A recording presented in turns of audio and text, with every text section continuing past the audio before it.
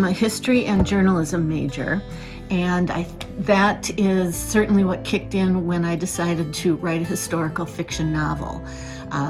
Trained in writing, and I was in advertising for 30 years or so. When I retired, I had this book on a back burner that I had written 20 years ago, and thought, well, why not?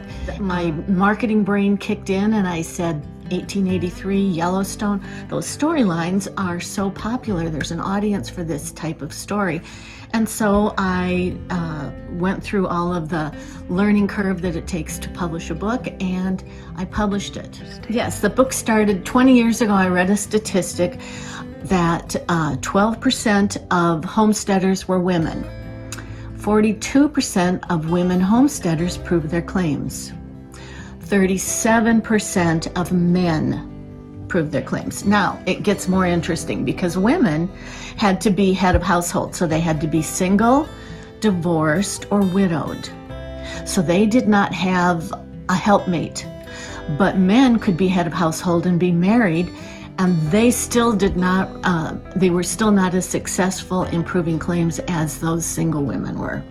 And that to me was the story.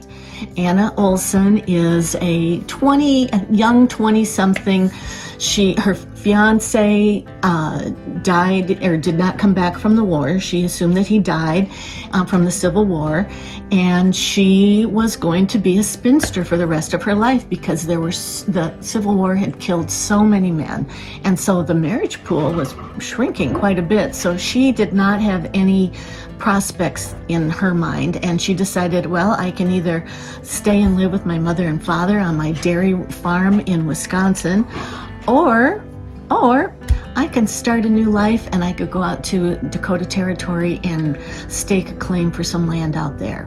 One of the themes of the book was that the prairies were not empty, and her neighbors were the Lakota people that were just across the creek from her.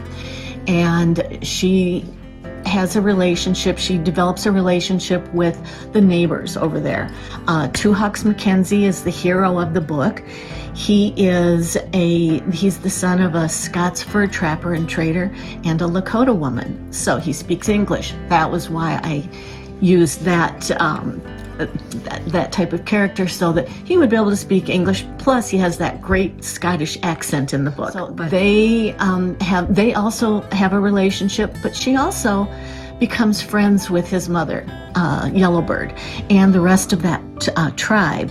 The book is about her challenges and how she is able to be successful on the prairie, and she proves her claim. Spoiler alert. The basis of the story is the relationship between people and how they get along and how they help each other.